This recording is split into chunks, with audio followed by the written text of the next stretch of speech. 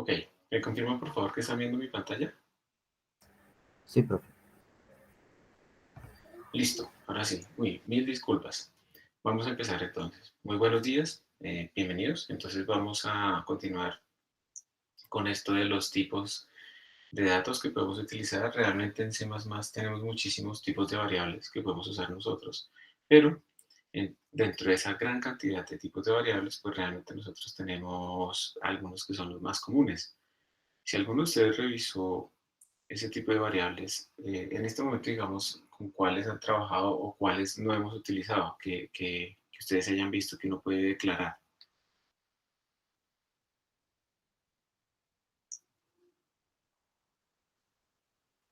Yo mientras tanto entrando al repositorio. Pues, profe, particularmente el tipo de variables booleanas no me quedaron muy claras. Ujú, Sí, no me quedó muy claro cómo funcionan ese tipo de variables. ok, las long, struct, listo. También están diciendo acá. Entonces las booleanas simplemente son variables, digamos, a veces puede ser confuso, voy a tratar de predecir por qué no te quedaron claras. A veces son confusas, es simplemente porque uno imprime y solo le imprime unos o ceros, pero uno cuando los utiliza les pone true or false, ¿cierto? Y no imprime true or false cuando uno las imprime. ¿Y eso qué significa? Lo que pasa es que, digamos, tú sabes que el verdadero o falso, pues uno lo podría como volver casi que un entero que tenga solo unos o ceros. Las booleanas básicamente solo van a guardar esos dos valores. Tú lo puedes comparar con true or false, o cuando las lees, pues puedes saber que son 1 o 0 y exactamente lo mismo. True es igual a 1, 0 es igual a false. De hecho, muchas de las comparaciones que se hacen en C++ y en otros lenguajes se basan en asumir que una variable es verdadera si no guarda el valor 0. O sea, básicamente el 0 es false siempre. Pero si yo, por ejemplo, tengo una variable entera y la comparo con un booleano, ahí realmente lo único que importa es si es diferente de 0 o no. Si guarda cualquier otro valor, incluso no tiene que ser exactamente 1, esa variable se puede considerar como una variable verdadera. Pero concentrándonos solamente en las variables booleanas, simplemente es que tú tienes esos dos valores. Dentro de un programa las escribes con true o false, pero cuando las imprimes o las lees, pues van a ser como enteros, pues para no tener que meterse con el cuento de escribir una cadena llamada true. Es simplemente eso. No sé si eso de pronto te aclara más o es otra cosa lo que no se entiende bien. No, sí, sí, ya me quedó claro. Sí, ya entendí cómo funcionaría. Sí, gracias. Perfecto. Aquí hay otra discusión, bueno, otra sugerencia. Entonces, aquí hay un chat donde se van a unir. Las struct, las long. Muy bien. Entonces, todas las variables tienen límites eh, de representación. Yo les comparto esta otra pantalla. Yo escribo ahí muy bien. A ver.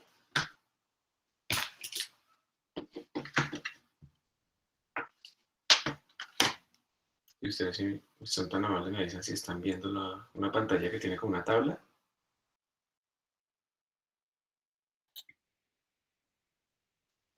Sí, señor. ¿Sí? Listo. Entonces, todas las variables tienen un tipo, digamos, de definición de cómo representarla. Eso viene por un estándar. Y esto es muy, muy importante. ¿Y esto a qué se debe?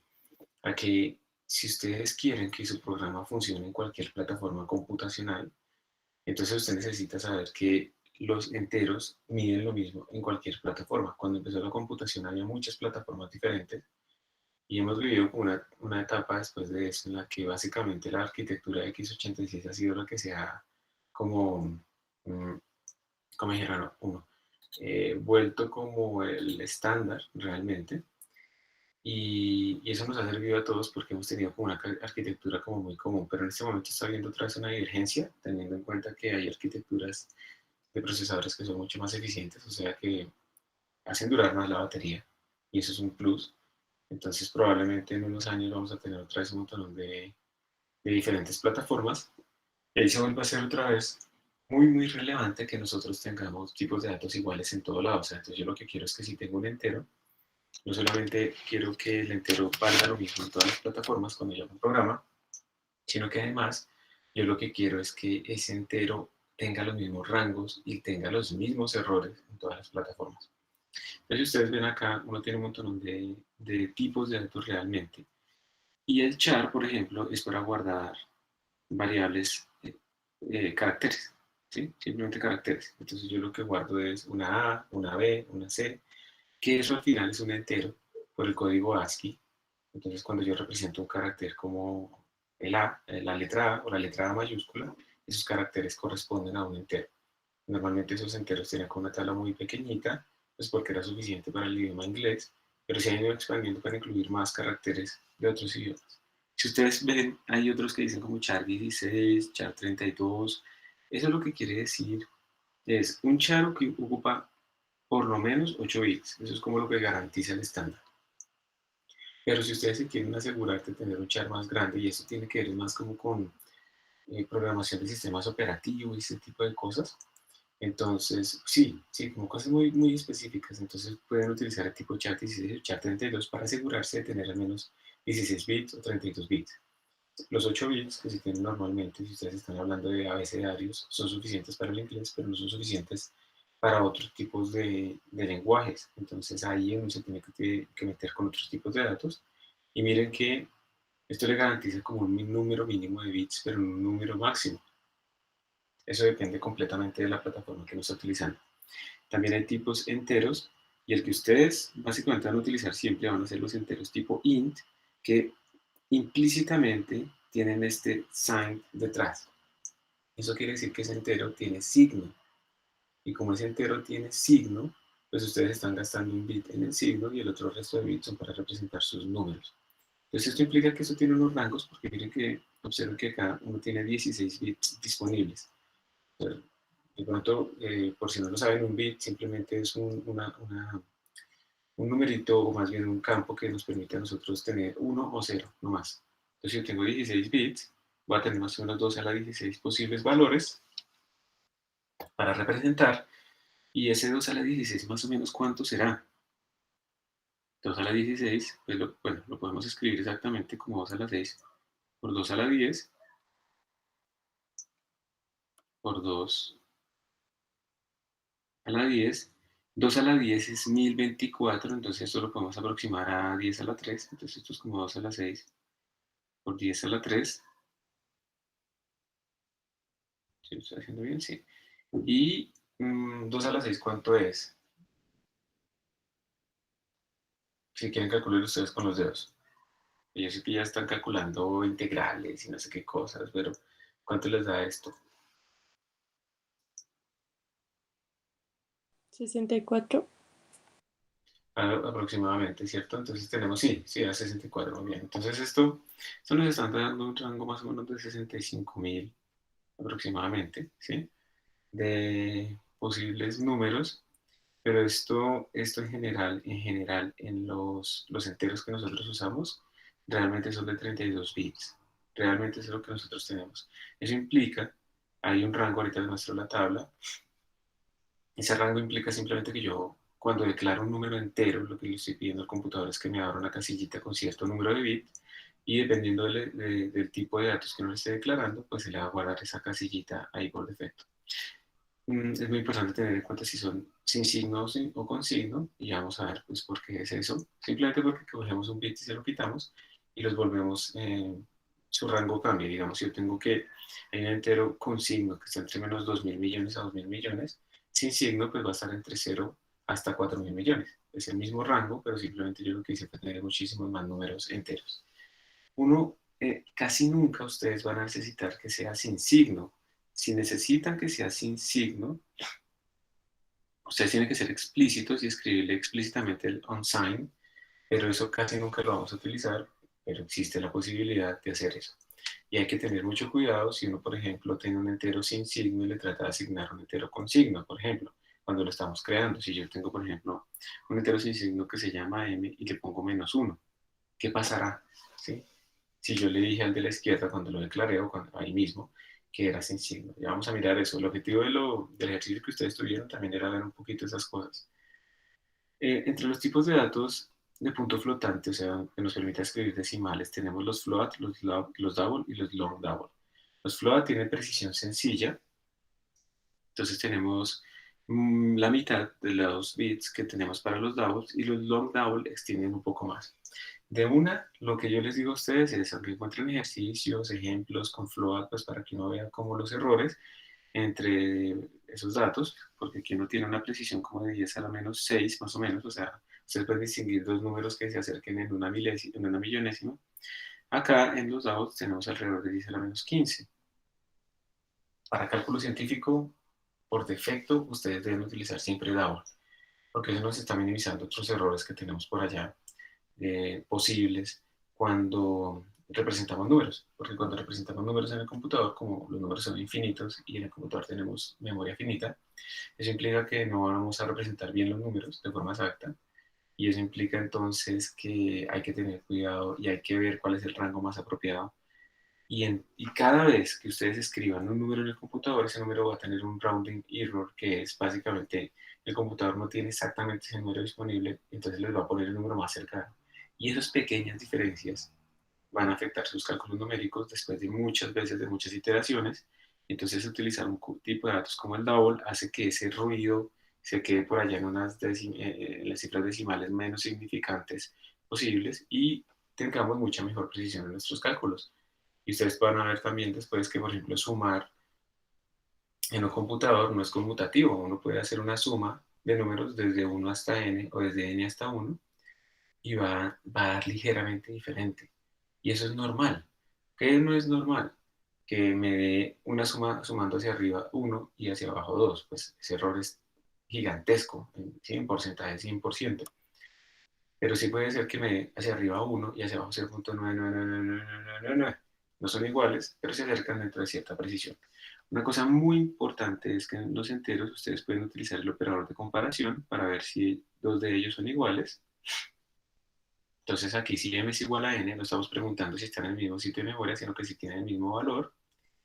Y en cambio, uno no puede hacer eso con los float o los DAOs, porque precisamente como hay tanto rounding, uno lo que debe hacer con esto es si x menos y es menor que una precisión. Y si esos números x y y tienen unidades, pues uno podrá ponerlo como una precisión por y. Entonces uno lo que puede siempre es comparar como diferencias relativas y entonces decir estos dos números son iguales porque están cercanos en 10 a la menos 6%, por ejemplo. Eso es lo que se debe hacer con los números flotantes. Se los digo de una vez porque es un error que típico de alguien llegar a decir x igual a y, igual en comparación, y eso nunca, casi nunca va a suceder. Estos números, al venir, digamos, de cálculos, van a tener errores de rounding, y eso quiere decir que estos números nunca van a ser exactamente iguales, aunque se acerquen mucho.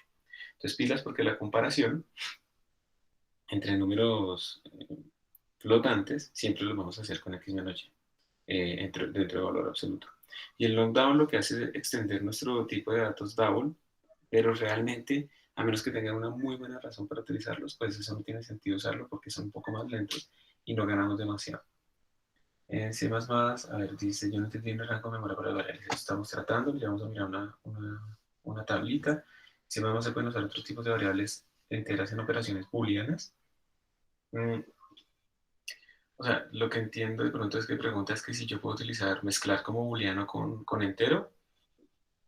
La respuesta es sí, pero pues la idea es ¿por qué? ¿Sí? Entonces de pronto tú tienes que mirar es por qué yo estoy mezclando unas booleanas con unas enteras. Si me interesa solo el valor diferente de cero, pues está bien, pero si no es eso, de pronto es mejor quedarse con el entero porque el entero pues me permite codificar muchas más cosas porque tengo pues muchos números enteros disponibles. Juan Pablo dice que en la página web que mandó en el Classroom, que en el float tenía 10 a la 38 decimales. No, no, no. 10 a la 38 decimales no, sino que el rango de los float, ya vamos a ver la tabla, te dice que esto es más o menos posible tener entre 10 a la menos 45 menor o igual que el número flotante, menor o igual que 10 a la 38. No 10 a la 38 decimales, sino que el valor ya final de él como tal está dentro de este rango. Tú tienes básicamente para los floats una precisión de 10 a la 6. Eso es lo que te dice. Ojo porque también, si ustedes, por ejemplo, tienen X es un float y ustedes tratan de representar el número de 10 a la 40, va a ocurrir un error. ¿Alguien sabe cómo se llama ese error cuando trato de escribir un número más grande de lo que yo puedo representar? Overflow. overflow. Muy bien. Y el overflow está especificado en el estándar que define todos estos números, cómo se comportan de punto flotante, es el estándar IEEE 754. Y ahí indica qué pasa cuando ustedes hacen un overflow en un número flotante, ¿sí? El rango es finito, ustedes no pueden representar 10 a la 40, entonces esto normalmente les va a traducir en que se lo va a representar como un infinito, pero el infinito pues en el computador no existe. Simplemente lo que se dice es que si tanto la mantisa como el signo, como el exponente, todo eso está en unos, a eso lo vamos a llamar infinito. Hay otros números, como cuando ustedes sacan raíz cuadrada de un número negativo en el computador, en el lenguaje, eso se llama nan. Nan quiere decir not a number. Y son pues números que no son reales, que no se pueden representar, aunque en C++ y en todos los lenguajes decentes, ustedes tienen pues también posibilidades de utilizar números complejos, pero tienen que haber declarado ese número desde antes como complejo. No pueden esperar que haya un casting automático de un flotante a un complejo. Uno desde el principio tiene que utilizarlo como complejo. O sea, uno tiene que ser muy explícito en la programación, declarar la intención desde el principio. Y con eso es mucho más claro y se le facilita el trabajo al compilador de convertir nuestros códigos en códigos, en sistemas, bueno, sí, en programas ejecutables. Entonces esa es la primera. ¿Qué pasa si yo trato de representar un número como 10 a la menos 50? Con un flotante. ¿Ese error cómo se llama? Si alguien sabe. Si no, pues, ese error se llama underflow. Como el representar un número más grande de lo que yo puedo se llama overflow. Representar un número más pequeño de lo que yo puedo se llama underflow. ¿Listo? Y en ese caso, normalmente el truncamiento, el estándar establece que eso se va a cero. Y bueno, eso sí es como razonable. Ahora, ustedes pueden decir, pero eso es una precisión impresionante, ¿cierto? Eso, pues, ¿para qué me preocupo con esa cosa si eso es una precisión que, mejor dicho, me sirve pues para cualquier cosa? Y no, no es verdad. Ustedes, por ejemplo, cuando están trabajando sistemas en unidades MKS, pero son sistemas eléctricos, atómicos, fácilmente se pueden salir de estos rangos, muy sencillamente, y ya, pues tienen errores numéricos, pero además, la cuestión más importante es que los números reales no están distribuidos computacionales, no están distribuidos de forma simétrica, ellos van como logarítmicos, entonces ustedes tienen como el mismo número, esto es 1, esto es 10, bueno, esto deberían ser potencias de 2, pero vamos a dejarlo así, esto es 100. Es básicamente lo que esto dice, como están distribuidos en potencias de 2, es que el mismo número de datos está en cada uno de estos rangos. Ustedes tienen, no sé, por ejemplo, tienen 100 datos entre 0 y 1, tienen, perdón, 100 números disponibles entre 0 y 1, 100 números disponibles entre 1 y 10, 100 números disponibles entre 10 y 100. Eso implica, como esos intervalos cada vez son más grandes, eso implica que esa densidad de números computacionales es cada vez más pequeña. Y eso implica, a su vez, que si ustedes cogen y se ponen de exagerados y se ponen a escribir números que tengan tamaños muy grandes, están en un rango que tiene tan poca densidad de números computacionales disponibles que el rounding es muy importante. Entonces eso también implica errores. Entonces uno no puede pensar que porque los números están en 10 a la 30, uno los puede utilizar porque eso implica maximizar el error de rounding cuando uno representa números. Por esa razón, a veces es importante renormalizar como nuestros modelos, buscar las constantes adimensionales para que esos modelos, cuando uno los normaliza, se vengan al intervalo 0,1 que tiene la mayor densidad de datos. Entonces, ustedes también cuando están simulando cosas, haciendo programas, ya a futuro, deben pensar un poco en primero entregarle como un modelo más normalizado a mi código y eso entonces hace que mis cosas estén también mejor representadas y minimizo el error. No lo puedo hacer cero, eso nunca va a desaparecer, pero sí lo puedo minimizar. ¿Listo? ¿Alguno de ustedes ha hecho eso alguna vez? De coger una, no sé, una ecuación diferencial y quitarle las unidades, sacarle los números adimensionales, ¿no?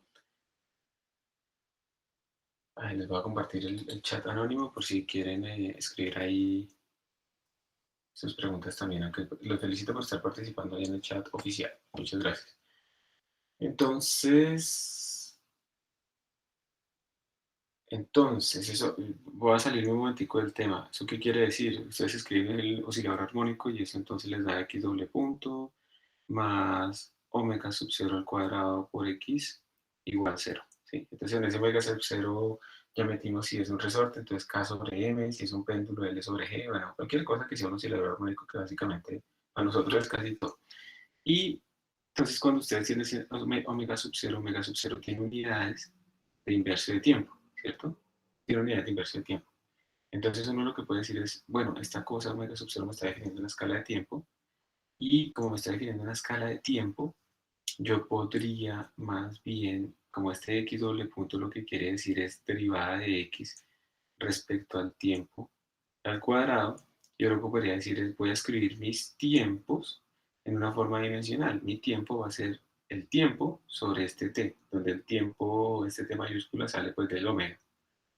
Entonces esto sería como reemplazar todos mis tiempos por un 2pi por omega, lo pueden ver así, si quieren, con la relación entre omega y periodo.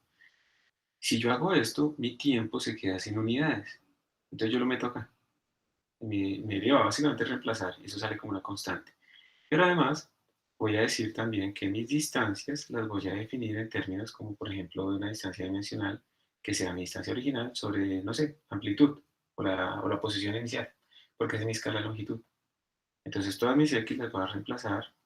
Aquí claramente pues x con unidades es igual a mi escala de longitud por el x adimensional y todos mis tiempos originales son iguales a mi unidad de tiempo por mi tiempo adimensional. Entonces todo eso lo reemplazamos en la ecuación diferencial. Y al final, entonces ustedes van a observar que uno puede reescribir toda esta cosa como algo así, donde uno hizo que la constante que multiplicaba valiera 1. Eso sucedió cuando dijimos que la escala de tiempo se puede escribir de esta manera. O sea, estamos midiendo ahora todo en términos del periodo, que es 2 segundos, un segundo. Entonces nuestra ecuación diferencial cambia completamente. Como estos valores ahora están normalizados con amplitud máxima, están entre 0 y 1. Y entonces si yo hago la gráfica, no importa cuál oscilador estoy utilizando, todas las gráficas de mis osciladores van a caer en la misma curva universal, porque simplemente los osciladores en qué se diferencian, pues en la unidad de distancia y en la unidad de tiempo. Pero cuando yo quito ese efecto de unidades, todos tienen que seguir el mismo comportamiento, esta ley universal. Entonces, cuando uno hace este tipo de adimensionalización, lo que está haciendo es encontrar esas variables adimensionales que dominan el sistema, pero computacionalmente también es muy útil, porque les permite a ustedes escalar su sistema apropiadamente y entender qué es lo esencial. Porque pues, el comportamiento es el mismo, ¿no? Cuando uno mira en la realidad, todos hacen lo mismo, y eso quiere decir que hay algo subyacente que no depende del sistema de unidades que uno está utilizando. Esto más o menos es lo que hace uno ahí. Dice Juan Sebastián, la pregunta es ¿por qué en C cualquier número diferente de cero se toma como true? Bueno, digamos que cuando preguntas un por qué, eso es muy difícil responder, porque precisamente un por qué implica una motivación, que eso no es realmente del todo claro. Lo que a mí se me ocurre para tratar de decirlo con algo que pueda ser plausible, es que cuando se empezó la programación y apareció C, Unix y todo esto, se utilizaba, por ejemplo, un número entero como retorno, como retorno de las funciones para indicar si hubo errores o no. Entonces, algo diferente de cero implica un estatus. Se utiliza mucho como un estatus, como si vale 1 y significa tal cosa, si vale 2 significa tal otra, o sea, significa algo. Y el cero, por ejemplo, en ese contexto, implicaba era que no hubo errores. Entonces, el cero es un valor especial y se llegó a ser simplemente esa convención. Simplemente cero es falso, lo puedo representar universalmente.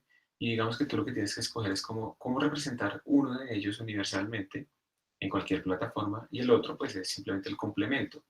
Entonces se decide que el cero sea como falso en todas las plataformas y el complemento de cero no es uno, el complemento de cero son todos los que no son cero. Entonces yo creo que va por ahí, pero no podría decirte exactamente por qué. Pero yo lo pensaría por ahí. Yo. Entonces comparto de nuevo porque se dejó de compartir. Listo.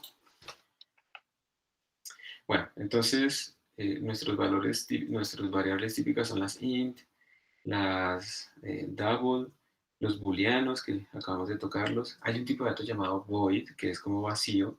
Eso simplemente es un tipo de datos especial que no implica, digamos, que estamos guardando nada, pero permite dar como cierta información. Cuando uno utiliza void, está indicando que no está enviando nada.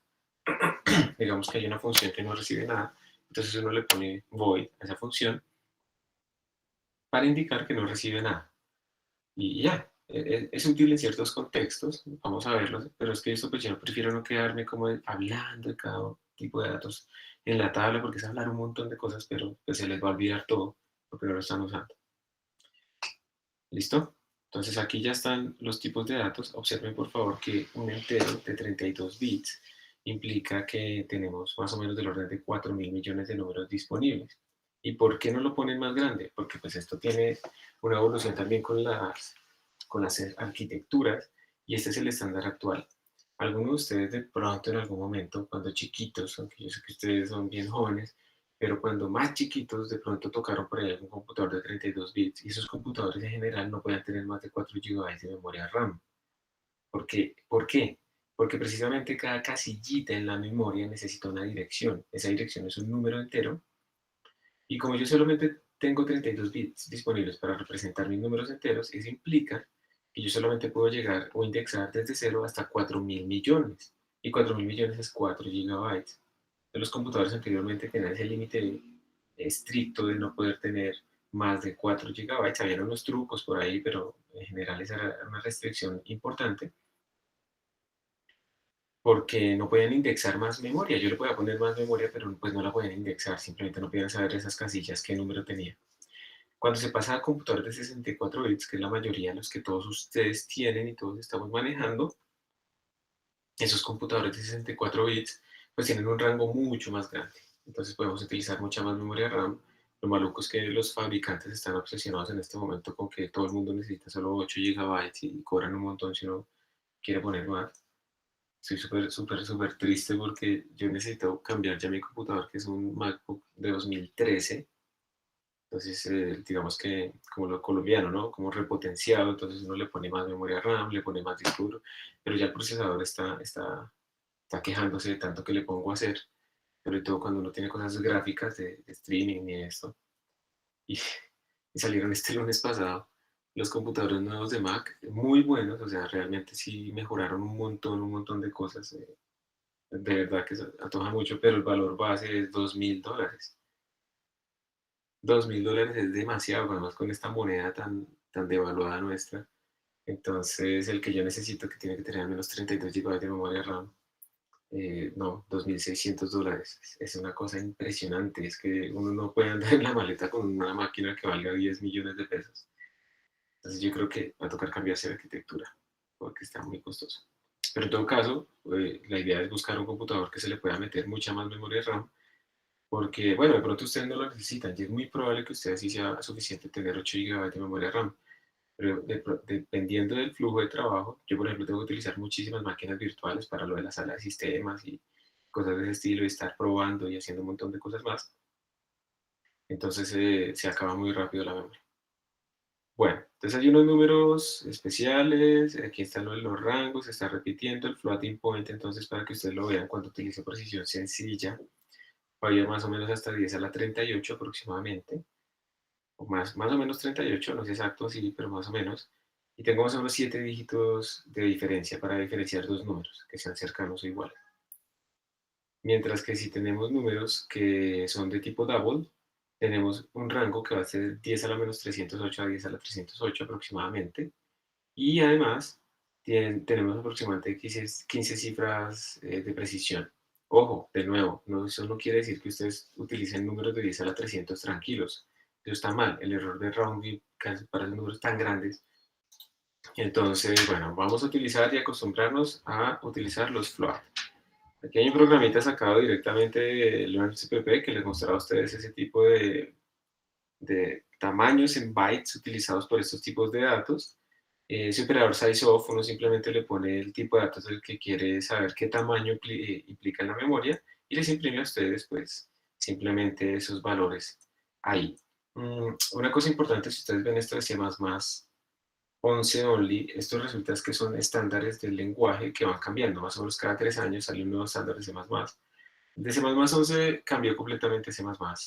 Normalmente uno lo que enseña es C y C con algunas clases, eso no es C++ 11. Las estructuras que se introdujeron con C++ 11 fueron muy útiles y las vamos a usar nosotros, muchas de ellas, las sí, funciones especiales también, pero a medida que pasa el tiempo, pues aparecen más estándares con más cosas. De pronto nos vamos a meter con C++ 17 o 20, simplemente para algunas funciones especiales nuevas que aparecieron, pero no nada más allá. C++ es muy grande y en esos, digamos, en esos estándares vienen cosas nuevas que incluso para mí en este momento yo ya me confundo de qué es lo que realmente, pues para qué me sirve meterme con esto. Es muy útil en ciertos contextos, pero como es un lenguaje tan genérico, pues hay otros contextos como el nuestro, en donde lo que importa no es enredarse tanto con templates profundamente y con programación orientada a objetos profundamente, sino tiene que ser algo más sencillo porque en nuestro caso, en nuestro nicho de programación, la eficiencia es muy importante y los tipos de datos son precisamente sencillos para yo poder tener muy claro dónde estoy, qué estoy haciendo y procesarlos eficientemente. Entonces, por eso nosotros vamos a aprender ese subconjunto de C++ solamente. Pero bueno, hay algunos errores con los overflow y ese tipo de cosas. Y aquí lo que estamos viendo es cómo declarar algunas variables. Hay muchas maneras de declarar variables. Digamos que la forma moderna, supuestamente, de inicializar variables es esta que ustedes ven ahí. Y ese unsigned short implica que este número es un entero sin signo y como es short implica que solamente puedes guardar ciertos posibles valores. Entonces, el número más grande para un short es 65.535. Ustedes dirán, Pedro, pues yo para qué hago eso si yo pues con un entero guardo más datos. Y completamente de acuerdo. Esto es muy específico. Estoy programando en un sistema embebido donde tengo solamente 16 bits disponibles para mis números, entonces tengo que utilizar short. O de pronto estoy programando en un sitio donde la memoria es tan importante que no la puedo gastar. ¿Y para qué le pongo enteros si mis arreglos van a ser máximo de 60.000 datos o algo así? Son cosas muy, muy específicas. Ustedes, de nuevo, quédense con int y ya está todo bien. Digamos que ahí no hay que hacer mucho más. Y observen lo que sucede abajo. Yo, por ejemplo, cuando se declara el número en su máximo valor posible, el x se representa apropiadamente. Le sale x es 65.535. Entonces uno dice aquí, bien, esto salió bien. Pero luego mire que le sumamos 1. Y cuando le sumamos 1, miren que yo se lo asigno un número más grande, lo que puedo representar, y ahora me salió un 0. Y si le sumo 2, ahora se volvió 1. ¿Ustedes qué creen que está pasando ahí? Por ejemplo, ¿qué pasaría si yo le pongo 65.538? ¿Cuál podría ser la diferencia? ¿Cuál valor me votaría? Arrojaría 2, ¿no? Porque se reinicia. 2, pareciera, ¿cierto? Pues ahí la inducción, ¿cierto? Y sí, eso es lo que está sucediendo. Cuando usted le guardan valores más grandes de lo posible, él trata de representarlo y él empieza a mover todos los bits como a llenarlo hasta que ya no puede. Y cuando todos los bits se vuelven como un complemento, porque todos los estamos moviendo hacia la izquierda, pero estamos con datos más grandes de lo posible, básicamente él vuelve a empezar. Empieza con cero. Entonces eso es terrible. Esto es un error de overflow. Estamos representando un número más grande de lo que podríamos. Y ese overflow en este caso implicó que el número más grande se volvió un número pequeño. Entonces hay que tener mucho, mucho cuidado y los compiladores también actualmente nos permiten a nosotros, nos avisan de este tipo de errores.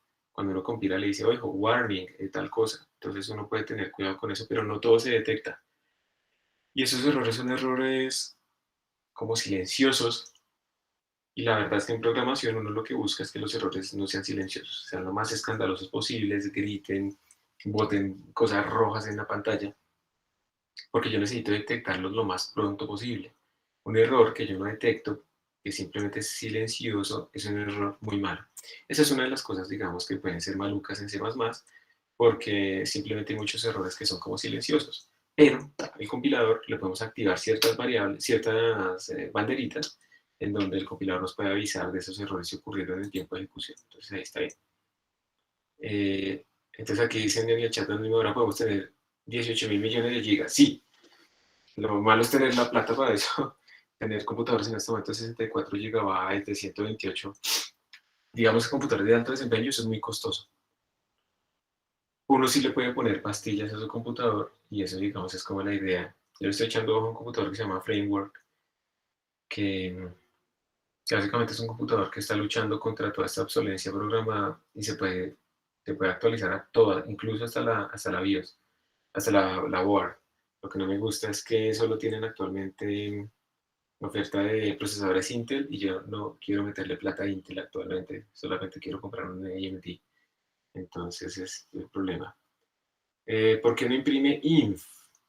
Es que eso depende del estándar, y en el estándar esto no está definido para que dé INF, esto está definido para hacer un overflow. Esto viene también porque, digamos que el estándar realmente que estamos viendo, el IEEE 754, pues es para números de punto flotante, no es para números enteros.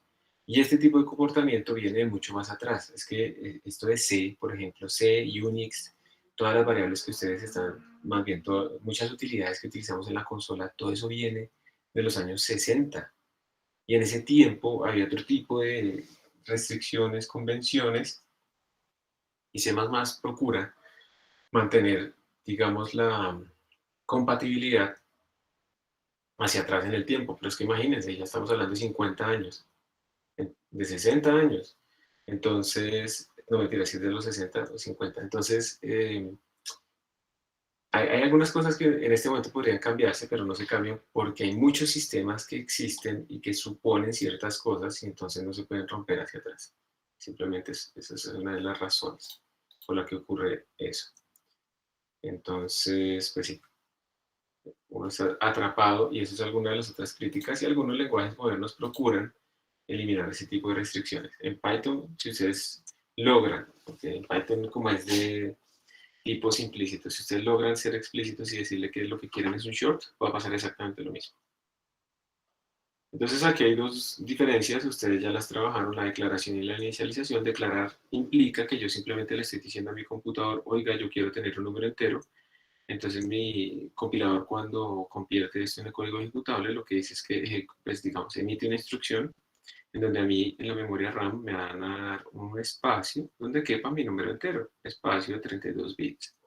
Yo lo voy a llamar internamente A, entonces cada vez que yo escriba A de ahí en adelante en mi computador, pues se va a saber que me estoy refiriendo a esta casillita. Eso lo hace, digamos, el programa.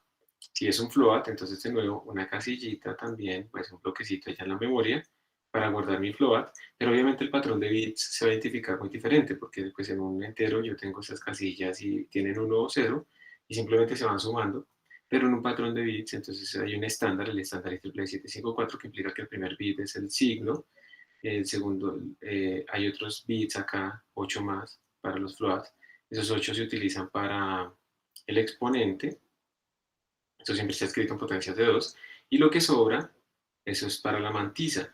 Entonces miren que aquí también esto implica una cosa importante. Si ustedes tienen 32 bits para los floats y 32 bits para un entero long, que es el defecto que se utiliza, se interpreta completamente diferente si yo lo escribo como un float o como un entero. O sea, básicamente si yo tengo en esos dos bloques de memoria que miden lo mismo, tengo aquí un 1 y aquí tengo un 1, eso es un número completamente diferente, interpretándolo como un float o interpretándolo como un int.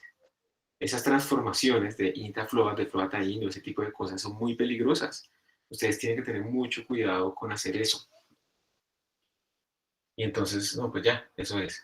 Y la declaración simplemente hace eso, pero no le otorga un valor. Entonces nuestras variables pueden quedar como con valores basura. Yo no recuerdo si en la tarea yo les puse a ustedes ese ejemplo de una variable que no estaba inicializada y que la imprimieran, ¿sí? ¿Eso se los puse o no? Sí, profe. Sí, señor. Eso, y le salía como basura. Esa basura depende del sistema operativo. Si ustedes ejecutan varias veces el programa, les imprime cosas diferentes, entonces no está garantizado. Entonces, se invita siempre en programación a que ustedes cuando declaran algo lo pongan en un estado razonable, un estado, digamos, por defecto, que tenga sentido. Y es una buena costumbre, sobre todo porque a futuro ustedes van a tener que usar tipos de datos mucho más complejos en donde es realmente necesario que tengan un estado por defecto o de otra manera, pues van a estar cometiendo errores implícitos por ahí por no programar, digamos, cuidadosamente. Entonces uno siempre que declara algo, declarar es el nombre, el tipo de datos y ya. Uno también lo debe inicializar. Y hay varias maneras de inicializar las cosas. Una es esta, que es simplemente ponerle el igual a 0, entonces eso es el operador de asignación, esto que tenemos acá, operador de asignación, entonces yo le estoy asignando lo que está a la derecha a lo que está a la izquierda. Entonces lo que estoy diciendo es, venga, deme la casillita, pero además vaya y guárdele, rellénela inmediatamente con este número que le puse. Entonces queda completamente inicializado. Pero hay varias maneras de inicializar las cosas también. Otra es esta, y la que está actualmente estándar, la que sirve para absolutamente todos los tipos de datos, es con los operadores, con los corchetes. ¿Ok? Y eso sirve para vectores, para float, para todo, para cadenas, absolutamente para todo. Entonces, lo que les recomiendo es utilizar cualquiera de estas dos formas de inicialización. ¿Alguien iba a decir algo? Adelante. Profe, yo tengo una pregunta. ¿Cuáles son las ventajas de cada manera de inicializar los datos? Simplemente es por tu lógica, por la lógica de tu programa. Digamos que si tú tienes ahí una masa, entonces digamos, tienes esta declaración, float m, esa es una masa. Pues la masa, digamos que tú por defecto la quieres inicializar en 0 y tiene varias cosas. Si tú no la inicializas en 0, entonces en la memoria RAM pues hay un patrón de bits aleatorio, digamos, respecto al programa, y cuando te den el bloquecito, ese bloquecito se queda con ese patrón aleatorio, ahí, de números. Entonces, si tú solamente escribes float m, esta m aquí va a tener un 1, 0, 1, 1, 1, porque la RAM pues tiene eso aleatoriamente ahí. Y entonces a ti te va a quedar un valor por defecto de la masa como de 10 a la menos 32, digamos. O sea, Ok, profe, pero o sea, mi pregunta era y más que es, todo sobre los diferentes tipos de inicialización. ya te digo. Pero bueno, de todas maneras toco aquí un tema con tu pregunta. Entonces, tener Ok, una masa de 10 a la menos 32 o tener una masa igual a 0 tiene dos efectos diferentes, porque cuando yo esté calculando, por ejemplo, aceleraciones, la aceleración es fuerza sobre masa, si yo la dejé en 0, esto me va a generar un error numérico y me voy a dar cuenta que tenía que haberla ajustado en algún momento. O sea, me ayuda a hacer mejor mi implementación del modelo en el computador. Si la dejo en 10 a la menos 32, pues me va a dar una aceleración gigantesca y todo va a seguir funcionando, pero horrible. Entonces, en cierta manera, ponerles un estado por defecto, algo que me dé más información, me ayuda a mí también a tener mejores modelos, perdón, en el computador. Ahora, ¿por qué varios? De nuevo, es una cuestión histórica realmente. Inicialmente se utilizaba el operador de asignación, que es el que tenemos ahí arriba. Luego lo que se buscaba era como hablar de constructores. Entonces esto era como un constructor, se llama el constructor del tipo de datos entero. Entonces eso es como una función. Pero eso generaba como muchas diferencias en cuanto a la forma de inicializar las cosas. Y entonces al final se trató de definir una forma uniforme de inicialización que fue con corchetes y esa fue la que se estableció ya. Porque además, dependiendo del contexto, los paréntesis o otros tipos de paréntesis tienen otros significados. Entonces lo que se encontró era que era preferible, si queremos una sola forma de inicialización uniforme para todo el mundo, los corchetes eran los apropiados. Porque estos datos que estamos viendo son muy sencillos, pero hay otros datos o estructuras de datos, como lo que hablaba alguien antes, que son más complejos de inicializar, entonces el igual no era suficiente. Entonces, por eso se generó este tipo de inicialización. ok, profe. Listo. Alguien preguntó en el chat anónimo que por qué digo basura. Me imagino que se refiere a cuando digo que si no lo inicializamos queda con valores basura. Pues porque esos son basura. Porque esos son valores aleatorios que están ahí, que no tienen relación ni significado con lo que yo necesito y en cambio sí me están introduciendo o induciendo a errores o a malas interpretaciones porque quedan con valores, no por defecto, sino con algún valor. Además son basura porque cada vez que corra mi programa cambian, no son números aleatorios que yo pueda utilizar tampoco. Entonces, en ese aspecto es porque simplemente no nos sirve. Pero bueno, si no les gusta la palabra basura, llámenlo como quieran, pero son cosas que no nos sirven. ¿Listo? Eh, bueno, esta es la inicialización de muchos tipos de variables. Y aquí ya están apareciendo como ciertos tipos de programas. Esto que yo rayé acá es algo que les pido a ustedes que no lo hagan. Ustedes van a encontrar muchos códigos que tienen esto, pero de nuevo, lo que hablamos la vez pasada, cuando ustedes utilizan el using namespace std, lo que están haciendo es como regar absolutamente todo lo que esté dentro del espacio de nombres estándar que la vez pasada vimos, que puede ser bastante cuando hacemos el include stream, que nuestro código se iba como a 38.000 no sé qué cosas de líneas de código, y todo lo estamos haciendo disponible y eso no tiene sentido. ay no, que es que yo no quiero escribir st dos puntos, dos puntos. Eso no le va a ahorrar nada de tiempo, eso son optimizaciones tontas, optimizaciones inútiles. En cambio, sí lo que está haciendo es que a futuro, estos programas son muy sencillos, pero a futuro podemos generar colisiones de nombres, por ejemplo. Puede haber que haya una variable que se llame, dentro del espacio de nombres estándar, se llame A, por ejemplo, aunque eso se trata de evitar, y les ponen underscores y unas cosas ahí, pero puede ser que se llame A, y cuando yo declare dentro de mi código esta variable A, va a tener dos variables que se llaman igual, están en el mismo alcance, y por lo tanto, va a haber una colisión de nombres. Y en 38.000 líneas, o si incluyo más encabezados, la probabilidad de que tenga colisiones de nombre en funciones o en variables es mucho más alta. Y es por puro desorden, por no escribir st dos puntos, dos puntos. La programación también implica unas buenas prácticas de programación. Y dentro de esas buenas prácticas de programación, en este momento, de las que les estoy diciendo es, no utilicen esto que está acá para programar. Sean explícitos, std dos puntos, dos puntos. Para ser explícitos de dónde viene esta función cout. Si ustedes quieren implementar otra función cout, entonces, pues, van a tener un problema si no le ponen el st van a tener el mismo nombre. ¿Listo? Entonces, es por esa razón que está tachado. Ya vamos a hacer un par de programas para mostrar esto. ¿De dónde salen estos ejemplos? Estos vienen del C++ tutorial, pero ya no me gusta mucho. De hecho, tengo que actualizarlo para ponerle códigos de Learn CPP y ser como más explícitos. En el último estándar de C++ se introdujo un nuevo tipo de variables que es el auto, el tipo de datos automático. Eso digamos, sirve en algunos casos en donde son muy complejos los tipos de datos. Aquí estamos haciendo cosas muy sencillas, pero si uno está hablando del inicializador, de un arreglo, que es una template que tiene cualquier tipo de datos adentro, que eso debe sonar como raro para ustedes en este momento, y lo es. Entonces, escribir esos tipos de datos es gigantesco. Entonces, uno le puede decir al compilador que trate él de deducirlo automáticamente. Entonces, el auto aquí, por ejemplo, como foo es un entero, entonces var va a ser un entero porque digamos, esta declaración automática le está diciendo, pues, básicamente que estos dos van a tener el mismo tipo de datos. Él deduce el tipo de datos de foo y se lo asigna a var. Entonces, realmente es un entero. Pero vamos a ver otros tipos de sitios donde es mucho más útil usar este automático, sobre todo cuando son estructuras de datos más complejas, cuando estamos hablando de arreglos. También tenemos cadenas. Las cadenas anteriormente en C++ se declaraban así, char asterisco. El asterisco es un operador, digamos, que cambia de significado dependiendo del contexto. Si ustedes ponen simplemente X por Y, eso es una multiplicación. Pero si ustedes ponen, por ejemplo, esto así, están indicando, y esto viene desde el pasado antiguo, de todo esto de C++, esto está indicando que Y es una variable especial que se llama un puntero. Y un puntero es una variable que guarda direcciones de memoria. Nosotros vamos a ver punteros mucho más adelante. Entonces miren que cuando está aquí se le llama que es un operador binario, porque tiene dos operandos. Y cuando estamos acá, en este contexto, es un operador unario, porque tiene solo un operador.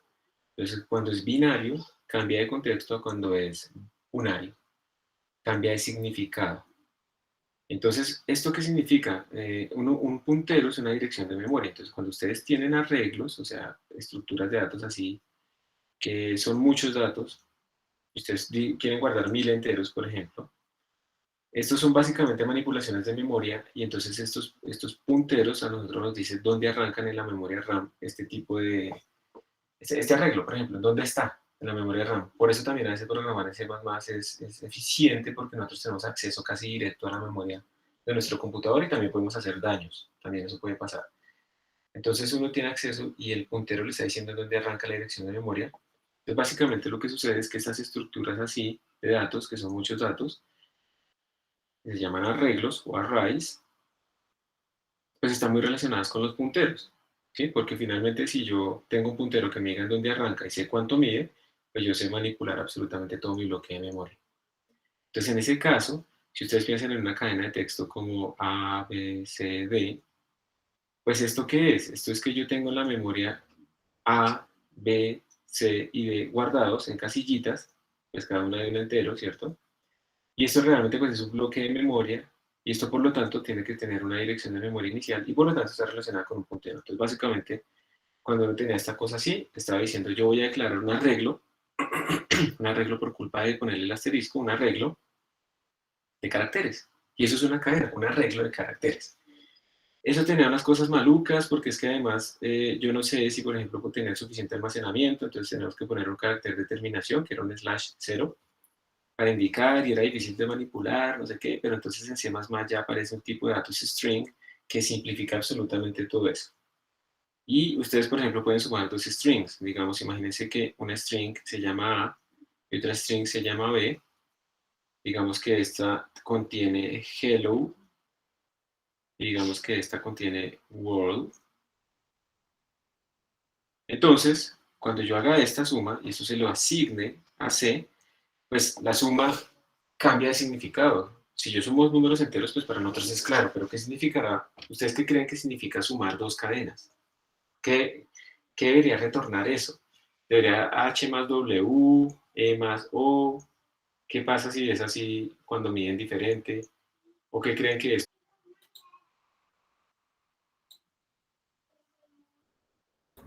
No sé, profe, quizás es así, quizás le asigna a cada letra un número y suma los números, entonces el número como que quede, pues corresponde a una letra X.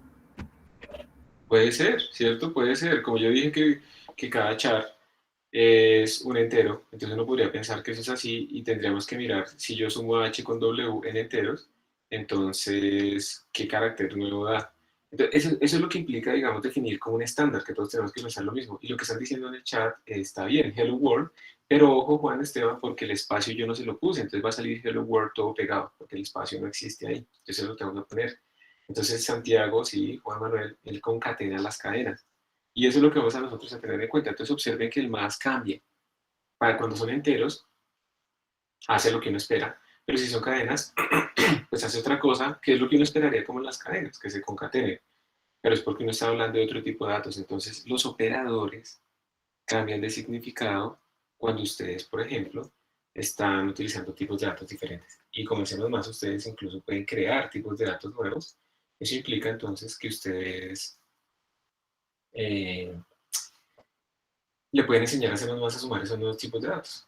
Entonces, dependiendo del contexto, las cosas cambian, ¿listo? Aquí hay un ejemplo de cómo utilizar las cadenas. Entonces, para que ustedes utilicen las strings, tienen que hacer un include string, porque ahora vamos a utilizar cadenas. Eso no está dentro de IOString.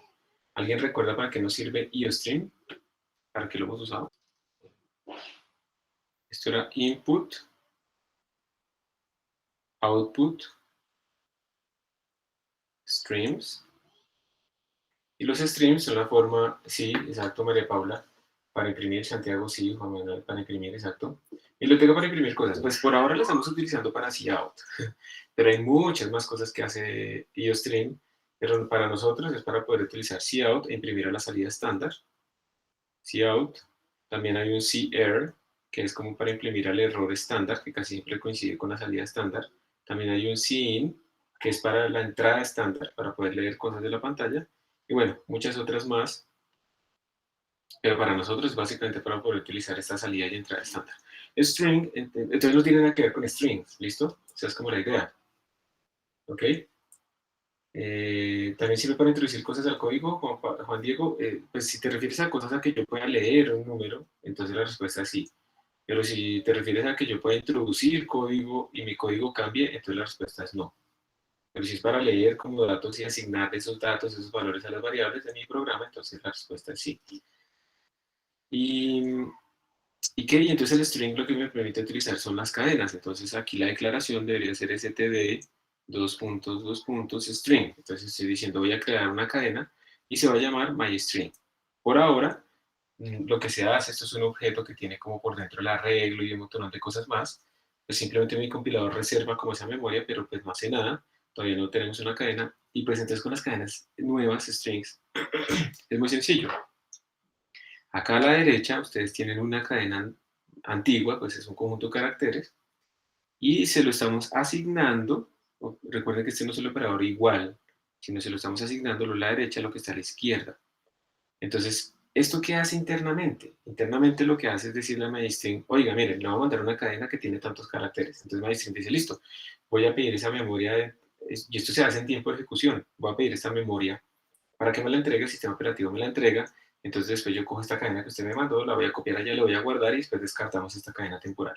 Y todo eso se hace automáticamente por nosotros, y lo digo es porque antes eso tocaba hacerlo manualmente, pero pues esto ya se hace automáticamente, y entonces después se imprime con cout, std cout,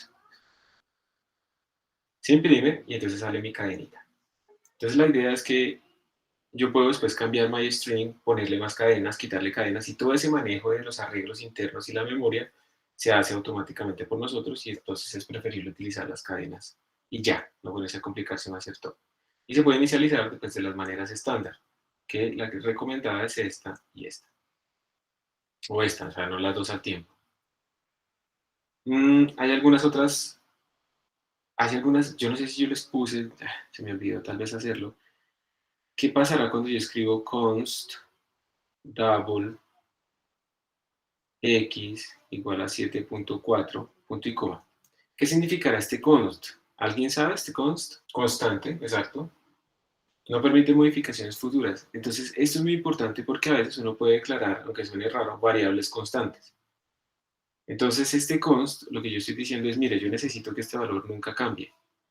Entonces, yo le pongo esta variable, este calificativo const, y si yo después en alguna parte del código trato de escribir x igual a 10.2, el compilador, en tiempo de compilación, me va a botar un error. Me va a decir, oiga, usted no puede hacer eso porque usted declaró a x como una variable constante.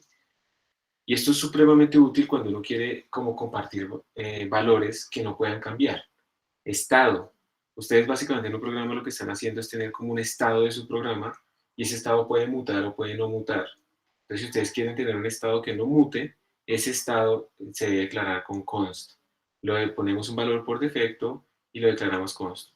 Si yo obviamente pues ya no voy a poder inicializarlo, ¿no? Eso solamente se puede dar un valor al inicio en la declaración, porque después pues ese valor se queda fijo con ese valor basura que quedó en la memoria. Entonces, pues obviamente la inicialización siempre es lo que hay que hacer. Pero esta es la manera en la que podemos declarar cosas constantes para las variables. Hay muchas otras formas de declarar constantes. A veces cuando ustedes escriben números, estos números como tal se llaman literales, así, porque son pues números que son literal, y hay una diferencia. Simplemente quería mostrarles que si ustedes le ponen a su número un 0, eso no se entiende como 113, sino que si le ponen un 0 al principio, se entiende como un octavo. Tener cuidado con eso. O si le ponen un 0x, que eso es más raro aún, ya esto, obviamente, estos no son números, simplemente eso es en base hexadecimal. ¿Y por qué aparecen caracteres? Pues porque ustedes en base hexadecimal pues tienen los dígitos 0, 1, 2, 3, hasta que llegamos a 9. Esto, digamos, nos daría los dígitos en base 10. Pero si yo quiero hexadecimal, pues tengo que ir hasta 16. Entonces aquí el 10, eso no lo puedo escribir. El 11, el 12, sí, eso no lo puedo escribir yo como dígito, porque ya, ¿qué hago? Cuando escribo 10, ¿es un 10 por ejemplo, este número? Lo debería interpretar como 10 y 1, entonces esto sería 16 a la 0, 16 a la 1, o lo debo interpretar como 1, 0, 1, y entonces son tres cifras. Entonces eso genera ambivalencias, por esa razón, pues digamos, no se puede definir un dígito 10, y lo que se hace es ponerle a esto un A, un B, un C, hasta 16. Por eso los números hexadecimales pues tienen caracteres ahí metidos supuestamente, pero hay que indicar que es un hexadecimal con 0x. Las direcciones de memoria, como son números que pueden ser tan grandes, enteros tan grandes, se utiliza la base hexadecimal, porque con la base hexadecimal pues puedo representar números más grandes, más corticos. Pero los literales son estos, son simplemente números que aparecen en mi computador. Ustedes deben evitar al máximo en sus programas tener variables mágicas. O sea, en vez de tener ese 7.4 en todo lado, 7.4 y 7.4, y tenerlo en todo lado y decir, no, es que yo después, si cambio eso, pues buscar y reemplazar. Eso es una muy mala práctica de programación. No solamente porque tienen algo duplicado, y la duplicación es algo que uno trata de evitar al máximo en la programación, otra buena práctica, sino que además, digamos que ¿por qué se vale 7.4? O sea, la cuestión no es solamente que esté repetido, sino el por qué. ¿Tiene que ser 7.4? O sea, su código depende de que eso valga 7.4. Y si la respuesta es sí, entonces es un código que es muy frágil. Porque si yo no lo puedo parametrizar, eso quiere decir que ese código depende exactamente de cierta combinación mágica de constantes y es muy probable que tenga errores cuando quiera ponerlo en otra situación. Entonces es preferible declarar mi constante o mi variable, no importa, al principio como 7.4 y luego en vez de esto tener un X en todo lado. De esa manera mi código queda muy genérico y si yo quiero hacer un cambio, entonces cambio solamente en la primera parte donde la declaré y la inicialicé y eso se propaga al resto y puedo ver esos efectos. Entonces también mala idea copiar números mágicos por todo lado. Aquí preguntan ¿por qué la dirección de memoria de una variable cambia? ¿Y por qué se quiere saber esa dirección? Las preguntas de por qué son complicadas, ¿no? Entonces, ¿por qué la variable de memoria, por qué la dirección de memoria cambia? Cada vez que ustedes ejecutan su programa, pues su programa no se está ejecutando en un sitio en donde lo único que existe es el programa. Es un sistema operativo donde están ejecutándose muchísimos otros programas al mismo tiempo, que están pidiendo y liberando memoria todo el tiempo. El sistema operativo se está encargando de hacer toda esa organización de esa memoria y saber en dónde está lo disponible, saber en dónde está lo que está ocupado y todo ese tipo de cosas. Entonces, cada vez que ustedes ejecutan su código, no, el bloquecito va a medir lo mismo. Digamos, si yo pido para guardar 1000 enteros, pero no siempre va a estar en el mismo sitio, simplemente porque la distribución de la memoria pues, no es constante en el tiempo. A medida que está corriendo, pues un sistema operativo está encendida su máquina. Entonces, esa dirección va a cambiar. ¿Y por qué quiero saber precisamente cómo está cambiando? Yo quiero saber dónde arranca, porque cuando veamos arreglos, yo quiero saber precisamente si sé en dónde arranca y sé cuánto mide, yo puedo rápidamente acceder a cualquier elemento de ese arreglo. Entonces, por eso la información de saber dónde arranca es muy importante. La otra pregunta, espero que se haya respondido el de 697394. La otra pregunta es, ¿qué pasa si uno no coloca return 0? Cuando ustedes dicen, digamos que una variable, una función como la función main, retorna un entero, se supone que si ustedes alcanzaron este punto de la línea 13 no hubo errores, entonces retornan 0 errores al sistema operativo. La función main es la única que habla con el sistema operativo. Entonces las funciones que nosotros creemos hablan es con nosotros.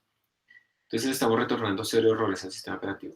Si ustedes no ponen esto, entonces están cometiendo un error porque ustedes dijeron, y aquí hay que ser explícitos, que van a retornar un entero pero no están retornando nada.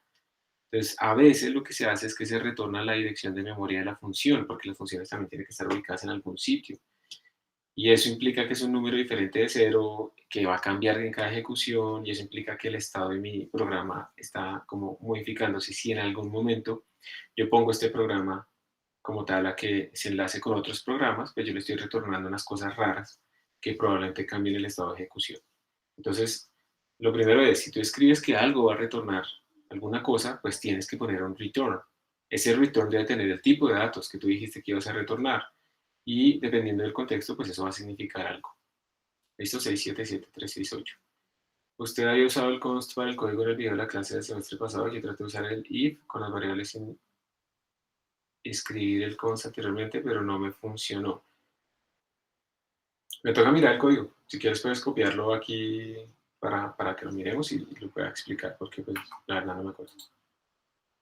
Entonces, si quieres lo puedes poner ahí. Entonces, bueno, estos son los literales. Ustedes, esto casi nunca lo usamos, pero ustedes le pueden poner una U. Digamos, si ustedes ponen simplemente 75, esto es un entero. Por defecto el compilador lo transforma en un entero. Pero si le ponen la U, ustedes le están especificando, si no forma un corazón, que no es un entero simplemente, sino un entero sin signo. Esas cosas son demasiado como específicas. Es raro realmente que uno haga este tipo de cosas, ¿listo? Pero bueno, se puede hacer. Si ustedes le ponen la L, entonces están diciendo que es un long, y si le ponen la UL, pues es un unsigned long, ¿ok? Impresión literal. Y si le ponen LU es la misma cosa. Entonces, bueno, pero esto realmente yo no veo que se use mucho, que lo usemos nosotros mucho. Entonces lo voy a pasar por encima. Lo mismo pasa con los floats. Cuando ustedes escriben una variable, así, el compilador, para tratar de perder la menor precisión posible, las transforma todas en double. Aunque ustedes después se las asignen a un float, de forma intermedia, estas variables son todas guardadas temporalmente en un double para no perder precisión. Entonces todas estas se guardan en double, en double, en double, listo. Pero si ustedes quieren que por alguna razón rara se guarden un long double en un float, pues ustedes le ponen estos sufijos a sus variables. Como les digo, esto es muy raro realmente. Es muy específico, es que no, es que yo estoy limitado, necesito que esto sea un float porque es que la memoria está limitada. Pero la programación que nosotros vamos a hacer esto realmente no, pues realmente como que no tiene sentido. Cuando hacemos impresión de variables, déjenme ver esto que tanto detalle muestra acá. Sí, ya vamos a terminar. Cuando hacemos impresión de variables, en cadenas, ustedes pueden colocar algunos caracteres especiales. Entonces, digamos, esto es un char, eso se imprime sin problema, esto es un char también, eso es una cadena, entonces es como costumbre utilizar comillas sencillas para los char y comillas dobles para las cadenas, ¿ok?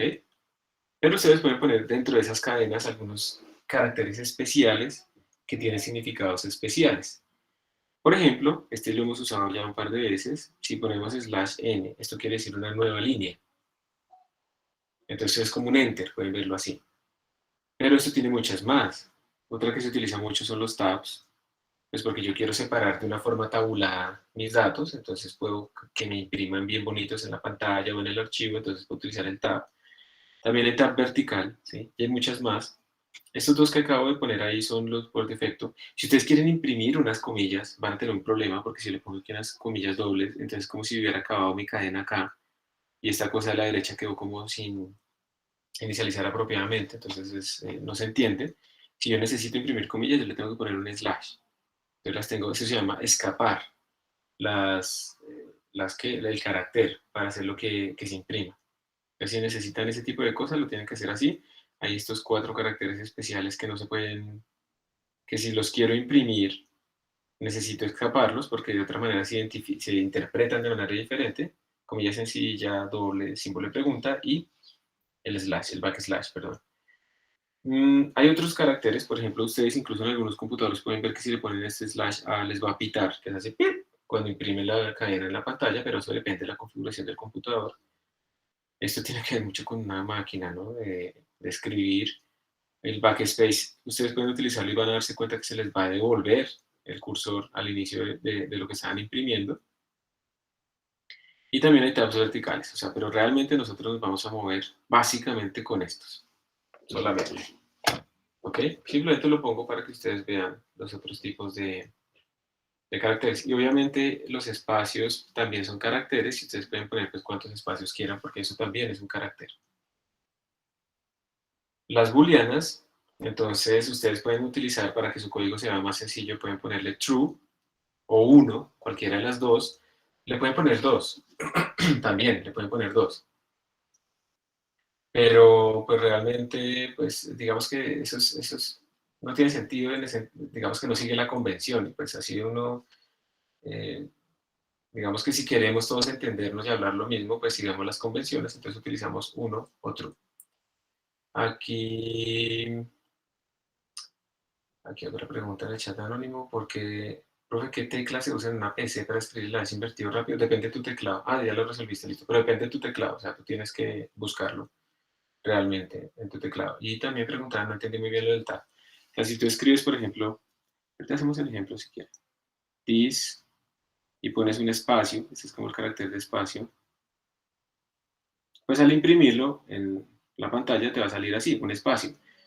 En la pantalla te van a salir, normalmente este tab ocupa 2 o 4 espacios, entonces te van a salir las cadenas mucho más separadas.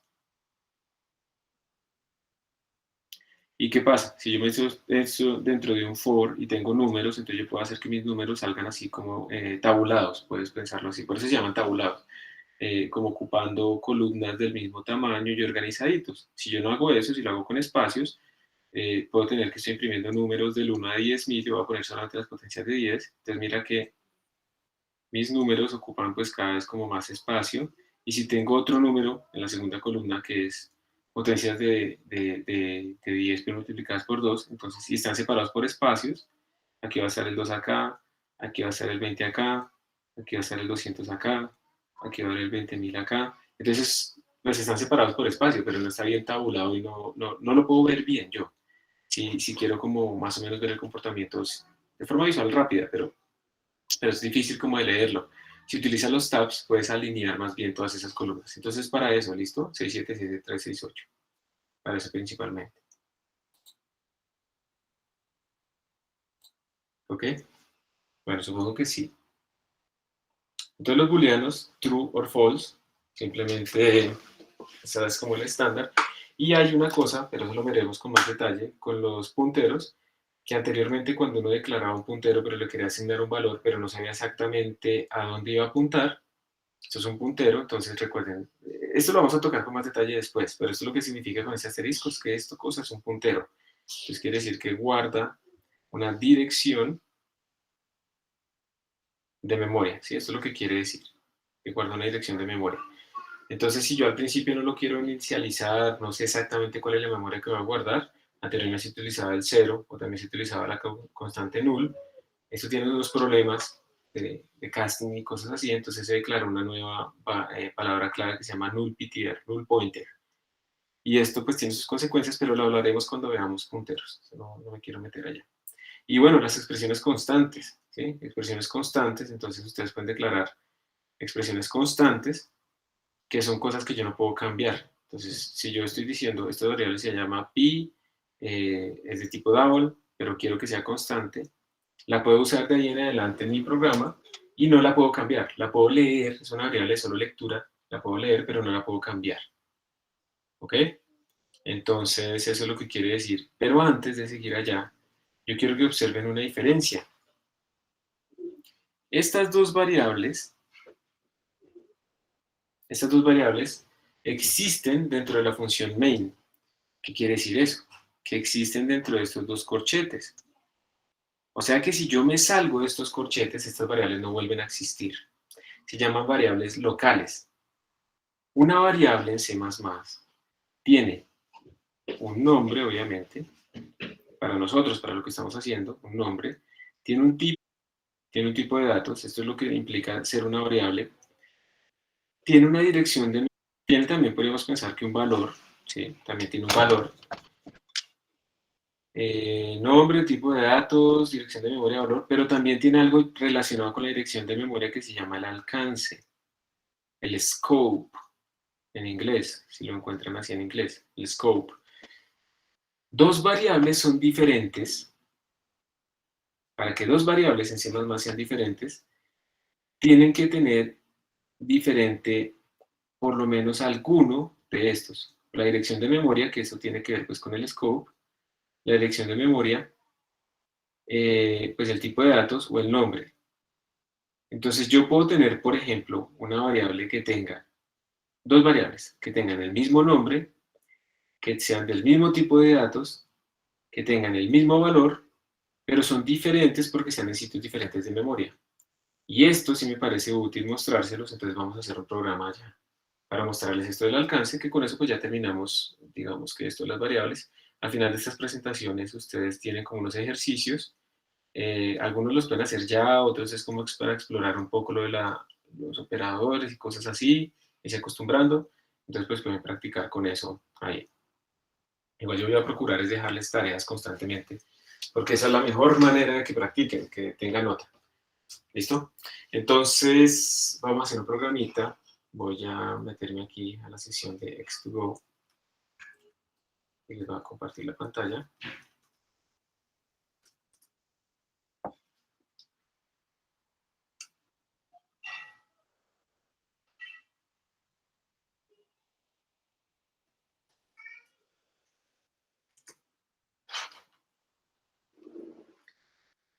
¿Dónde está?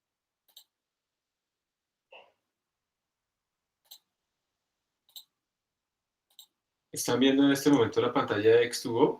¿Me confirman, por favor?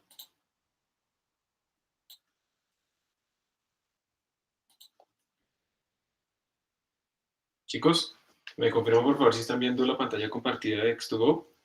Sí, señor.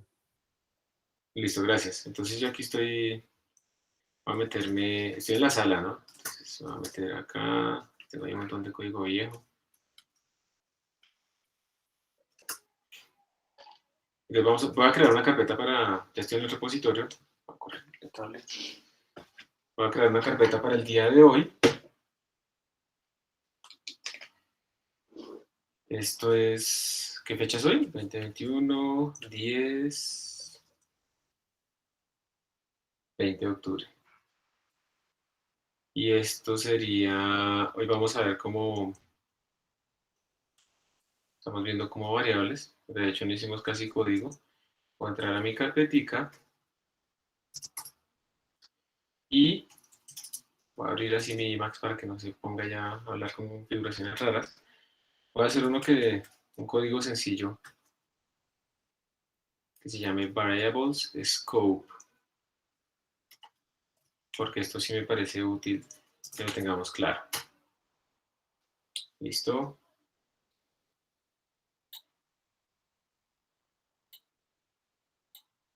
Aquí está nuestro código.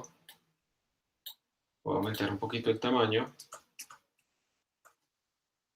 Voy a hacer el esqueleto, lo voy a hacer todo desde cero siempre, para darles tiempo a ustedes de que escriban lo mismo.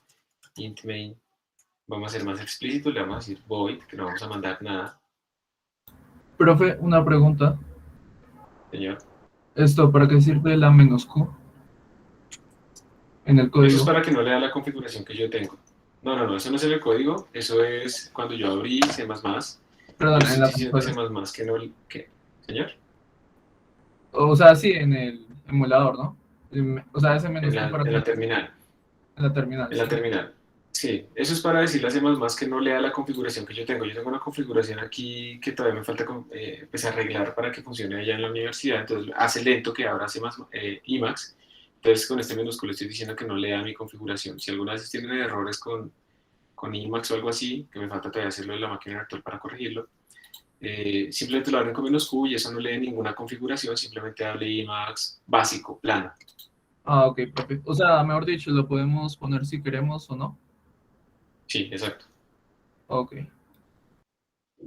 No están obligados a ponerlo, pero si quieren lo pueden poner. Entonces, miren, lo que voy a hacer es lo siguiente. ¿Alguien sabe cuál es el operador? Eso lo hablamos muy por encima la vez pasada. ¿Yo cómo puedo saber la dirección de memoria de una variable? ¿Alguien? Con la I, no sé cómo se dice esa letra. Ajá, ampersand, muy bien. Entonces, miren, aquí lo que voy a hacer es imprimir el valor de mi variable a, así es que yo lo imprimo, simplemente pongo a y se acabó.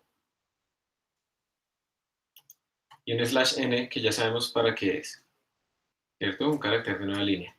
Pero además voy a imprimir la dirección de memoria de la variable a. Entonces le voy a poner esto así. Esto me va a imprimir tanto el valor de a, el valor que yo tengo en esa casillita en la memoria, como la dirección de a, en dónde está esa casillita dentro de mi memoria RAM. Entonces observen por favor que voy a compilar. Compilé, eso no quiere decir que esté bien, solo que compiló. Lo ejecuto y me salen estos dos valores. Voy a aumentar un poquito el tamaño.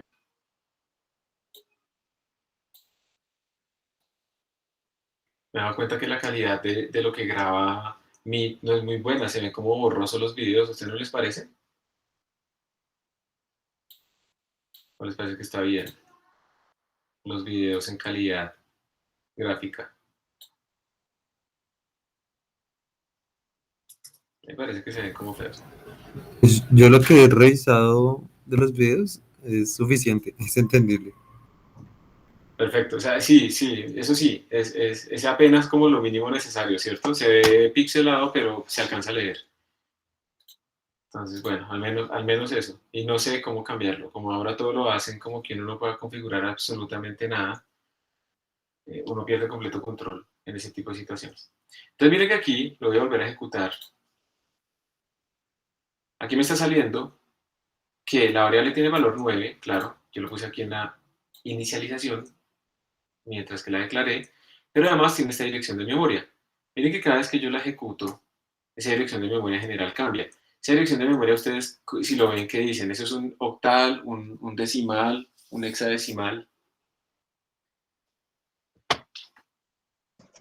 Hexadecimal, ¿no? Un hexadecimal porque tiene 0x al inicio, pues tiene caracteres raros, F, E, ¿sí? Esas son los dígitos en hexadecimal. Y la dirección de memoria pues está cambiando precisamente porque yo ahorita estoy en un computador que tiene muchas más cosas, entonces la memoria es una cosa dinámica que está cambiando todo el tiempo. Y aquí hay varias personas que están logueadas además, entonces la memoria está cambiando, ¿sí? Todo el tiempo está cambiando, se liberan pedazos, se consumen pedazos, entonces no hay ninguna garantía, ustedes nunca pueden contar con que les va a salir exactamente en el mismo sitio. Eso no tiene sentido, digamos, que piensen que siempre les va a salir la misma variable en el mismo sitio de memoria. Entonces, por eso es importante, digamos, poder acceder a cuál es ese valor para otras aplicaciones a futuro. Entonces, hasta aquí no hemos hecho nada, pero voy a hacer lo siguiente. Voy a declarar otra variable que también se va a llamar A, pero con valor 10. Esto va a ser un error de compilación, porque yo estoy declarando dos variables con el mismo nombre en el mismo alcance. Entonces, miren lo que va a pasar. Cuando yo vaya a compilar, es que uno aprende mucho de los errores, él me va a decir eso. Me va a decir, oiga, usted está redeclarando int A, ¿sí? Usted antes ya la había declarado, entonces me dice la línea 9, y en la línea 5 yo ya había declarado A. Entonces de pronto fue que me confundí. Entonces yo le digo, ah, no, es que yo me confundí, yo le quería cambiar el valor para que ahora valiera 10. Quiero volver a hacer esto mismo. Entonces, de pronto era eso, se me olvidó, yo le puse int, pero no era lo que quería cambiar solamente el valor de 10. Entonces vamos a ver, ya guardé, voy a compilar, y miren que ahora sí compiló, porque yo lo que estoy haciendo en este momento es asignarle otro valor. Le estoy diciendo, vaya a la casillita donde está la variable A y guarde ahora el número 10. Como yo no lo declaré constante, el valor que ella tiene sí puede cambiar. Pero ¿ustedes qué creen? Cuando yo vuelvo a imprimir aquí, ¿cuál cambiará? ¿La primera línea, esta A, o va a cambiar la segunda línea? Cuando yo hice esto. Primera línea. La primera línea, porque la variable va a estar en el mismo sitio. Yo solo estoy cambiando los valores de lo que está guardado allá adentro. Entonces vamos a ejecutarlo. Entonces observe, por favor, que el valor pasó de 9 a 10, pero la dirección de memoria es la misma.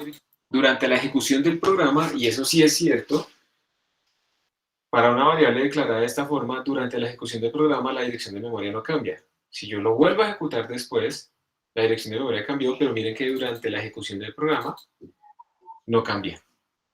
¿Alguien iba a decir algo?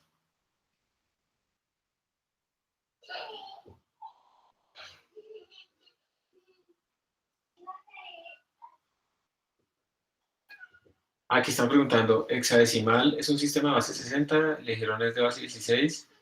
El sexa sería el sexadecimal, no estoy seguro, pero supongo que sí, el sexa sería el de 60.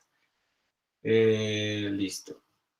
Bueno, hasta aquí vamos bien, ¿cierto? Pero si yo por alguna razón hago lo siguiente, voy a comentar estas líneas. Bueno, primero hagámoslo con variables locales. Si yo hago lo siguiente, quiero que vean esto que va a pasar. Voy a poner un corchete acá. Voy a utilizar la tecla Tab para que Emacs me organice mi código. Y esto es muy importante también, organizar el código apropiadamente. Entonces yo presioné el Tab. ¿Ustedes qué creen que puede, pero ustedes en este momento no lo saben, pero cada corchete de estos genera un nuevo alcance, como un nuevo paquete, como un nuevo sitio en donde puedo declarar cosas. Entonces, cuando yo hago esto así, el compilador me va a botar un error, porque bueno, vamos a ver qué pasa. Vamos a ver qué pasa cuando yo hago esto. La pregunta es, ¿será que yo aquí puedo poner el int? Porque como esto es como un nuevo paquete, es como una bolsa dentro de la bolsa, de pronto lo puede hacer. Pero vamos a ver qué significa, qué estamos haciendo acá. Voy a compilar. Eso compiló. Voy a correr. Y miren que aunque lo de aquí adentro está dentro de unos corchetes, él está leyendo la variable que está por fuera. O sea que el alcance de esta variable, esa variable se puede ver tanto en el global de main como dentro de estos otros corchetes que yo puse más internos. ¿Listo? Eso es la primera. O sea, esto se podría ver como una variable que se puede compartir entre todos estos bloques, entonces no hemos hecho nada realmente en este momento. Pero miren la inmensa diferencia que ocurre cuando yo hago esto así. Recuerden que anteriormente esto no compiló, ¿se acuerdan? Porque él nos decía, usted ya había declarado A. Entonces, yo lo único que hice en este momento fue ponerle estos dos corcheticos. Vamos a ver qué pasa. Ahora sí compiló. O sea que para C++,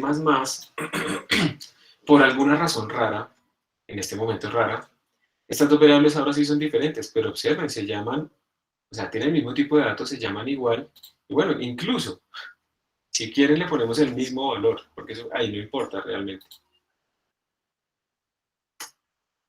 Y no pasa nada.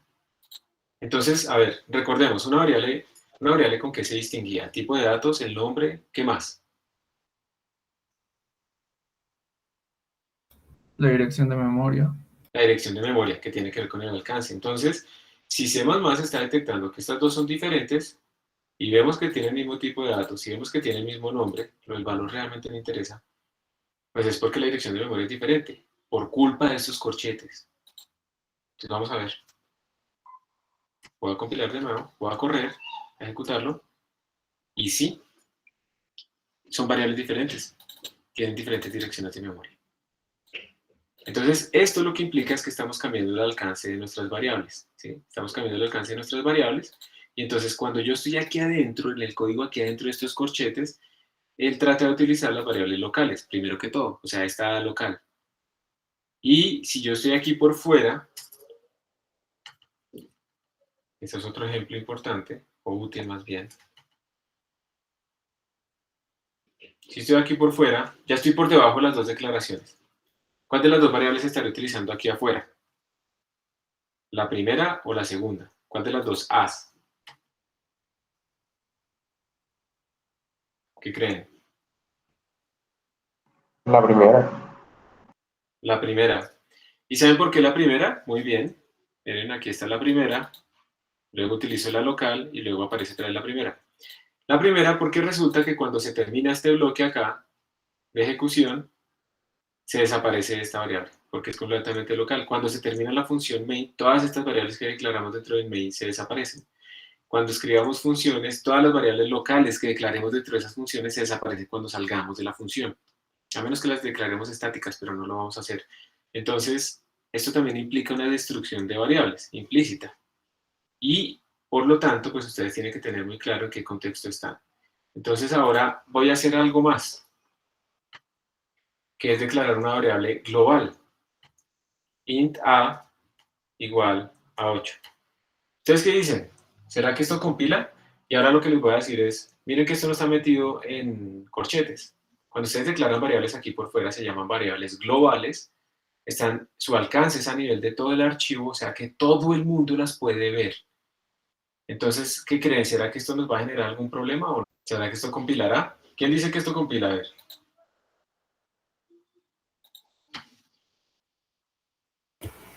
Sí, profe, eso compila. ¿Esto compila? Vamos a ver. G++ compiló.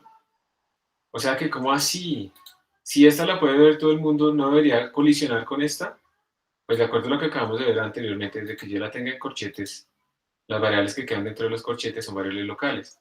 Entonces, todas se llaman igual, pero tienen alcances o direcciones de memoria. Pues tienen alcances diferentes, entonces tienen direcciones de memoria diferentes.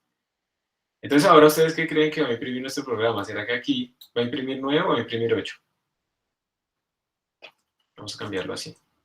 Esta primera impresión, ¿qué dicen ustedes? ¿8? 9, 9, 9, 9, están diciendo que 9, listo. Muy bien, o sea, normalmente se utiliza la variable local que tenemos ahí inmediatamente. Entonces vamos a tener un 9, un 10 y un 9. O sea que esa variable global no nos sirve de nada. Entonces miren, ahí está 9, que es la local ahí en la función main, luego 10, que es la local dentro de ese bloque, dentro de la función main, y luego 9. Pero, si yo hago esto, y a esto le pongo B, ¿qué va a salir ahora en esas impresiones? Acá, ¿cuál A? Entonces él no tiene una A localmente, él tampoco tiene una A localmente porque recuerden que aquí se destruye esta A en este scope. Entonces él va a tener que buscar si en el espacio global existe una A y la va a encontrar. Entonces ahora va a salir 8, 10, 8. Y la dirección de memoria es completamente diferente. 8, 10, 8. Miren incluso, quiero que observen qué diferencia hay tan impresionante entre variables globales y variables que son locales. Están como en sitios diferentes de la memoria. Las variables globales normalmente están en algo que se llama el stack, y estas variables de acá, no sé realmente si se ubican en el heap o no, pero están en otro sitio de memoria. Entonces miren que los números, aunque sean hexadecimales, digamos que las variables globales están como en un sitio más bajo en la memoria, ¿cierto? Porque el índice es como más. ¿Listo? Cuando ustedes hacen include iostream y escriben using name space std, Ustedes lo que están haciendo es cogiendo todas las variables que tiene IOStream y todas las funciones que tiene IOStream y botándolas aquí al espacio global de nombres. Y eso implica problemas. Problemas de resolución de alcance y un montón de cosas más. Entonces, por eso, entre muchas razones, esto no es una buena práctica, ¿listo? Voy a volver a hacer esto. Pero voy a hacer un truco.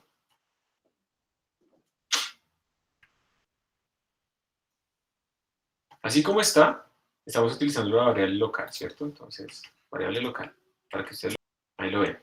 Variable local, yo lo imprimí 2 veces, variable local, super local y local. ¿Qué pasará si yo hago esto así?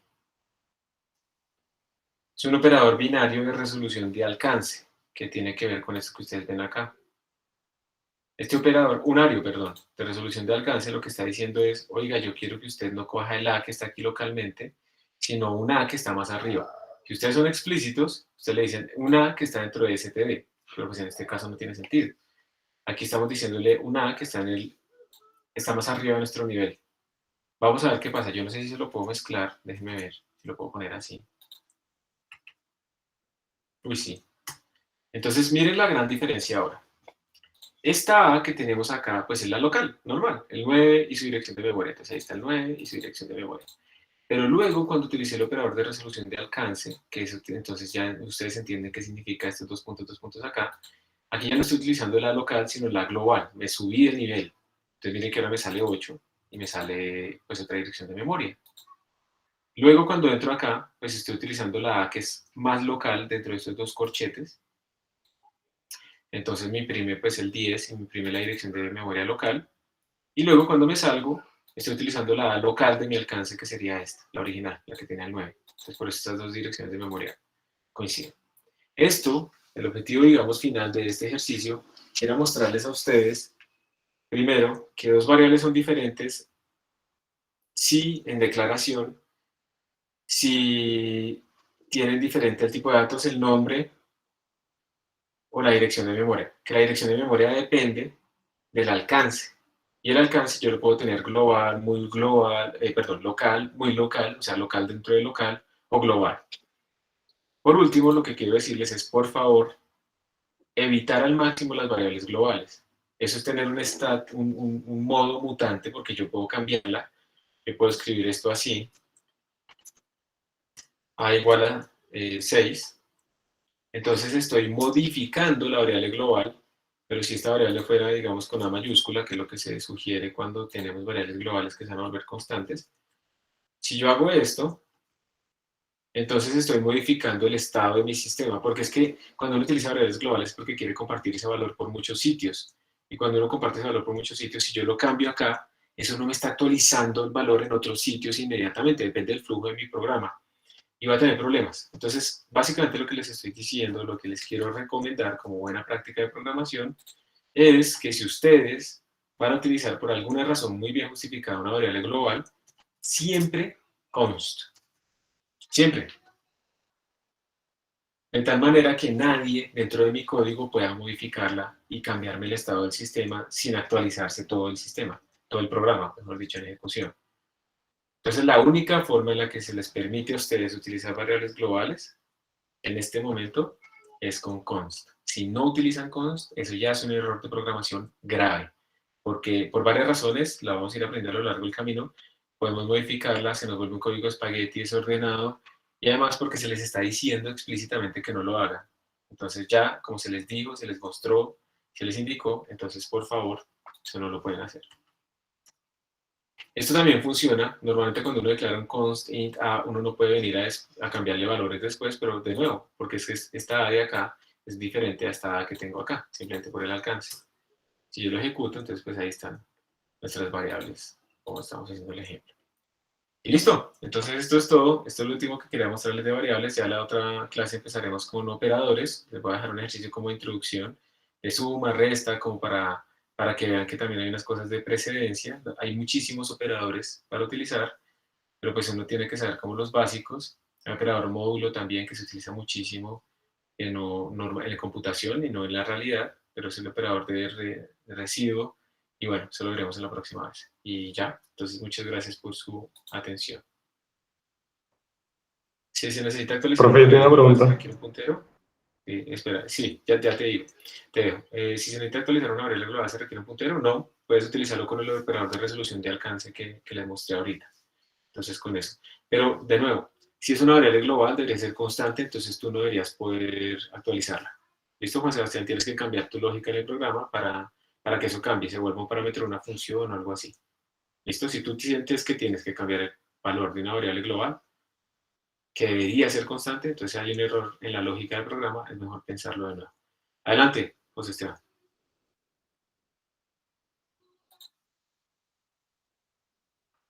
La siguiente pregunta, la otra persona quiere preguntar algo. Creo que era José Esteban.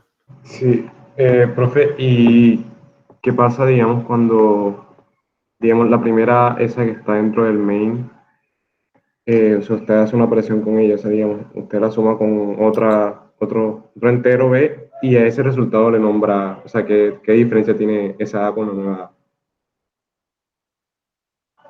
¿Cuál A? ¿Esta primera A o la segunda A? No, o sea, digamos, yo sumo esa primera A con otro entero B, Listo. ¿cierto? Y al Cuando tú lo resultado de eso le sumas, pongo A. Ujú. o sea, si tú haces esto, A igual a la que tenía A más B. más O un sea, B que declaré, digamos, aquí encima. Ah, y B igual sí, a exacto. menos 9. ¿Sí? ¿Así? Menos 1, pongámoslo. Entonces, aquí lo que estás, de nuevo, como esto no es un operador de igualdad, a mí me costó mucho cuando estaba aprendiendo programación esta parte, porque pensaba que era una igualdad matemática y no tiene sentido. Esto es lo que hace el primer operar aquí a la derecha. Entonces, él va y accede al valor de A, que es 9, porque sabemos que aquí está operando con la local. Va y accede al valor de B, que es menos 1. Hace la operación. 9 más menos 1 te da 8. Y ese nuevo valor 8 se lo asigna a A. Entonces, va a la casillita de A, borra lo que tenía y pone el 8. Entonces aquí estás leyendo a la derecha y escribiendo a la izquierda. Primero se hace lo de la derecha, porque estos dos operadores tienen precedencia diferente, entonces la suma tiene mayor precedencia que la asignación, entonces primero se hace esta suma, y lo que da el resultado se le asigna a A. Entonces lo que estamos haciendo simplemente es cambiar el valor de A través de esta operación, entonces la estás sobreescribiendo. Esa sí la... Y ahí sale el 8. ¿Sí? Ok, ok. ¿Listo? Entonces, pues bueno, gracias por su atención. Estas clases a veces son un poco más lenticas, pero luego ustedes van a tener que trabajar mucho más. Nos vemos entonces en la próxima clase. Muchas gracias por su atención. Hasta luego, profe. Feliz día. Sí, profe, una pregunta. Feliz día. Sí, señor, diga. ¿Esto si deja tarea o sea, la va a dejar hasta antes del próximo viernes o nos va a dar más tiempo? Sí. No, antes del próximo viernes, pero eso implica pues que es una tarea sencilla también. Ok. Listo. Chao. Gracias, profe. Grabación. Hasta De luego, nada, que profe. estés bien. Gracias. Hasta luego, Hasta profe. luego. Que estén muy bien.